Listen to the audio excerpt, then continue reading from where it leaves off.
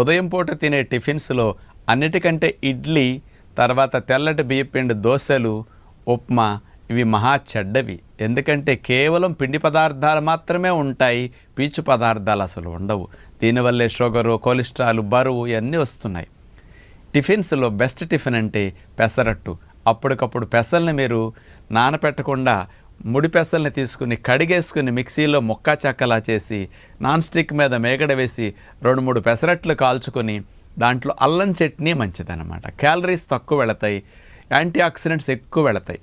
అలా పెసరట్లని మీరు 2-3 తినేస్తే షుగర్ ఉన్నవారు కానీ, అధిక బరువు ఉన్నవారు కానీ, కొలెస్ట్రాల్, ట్రైగ్లిజరైడ్స్ లాంటి సమస్యలు ఉన్నవారికి టిఫిన్స్ తినదలిసినప్పుడు ఉత్తమమైన టిఫిన్గా పెసరట్ని కాంబినేషన్లో తింటే మీకు అలాంటి సమస్యలు పెరగకుండా ఎంజాయ్ చేసినట్లు అవుతుంది.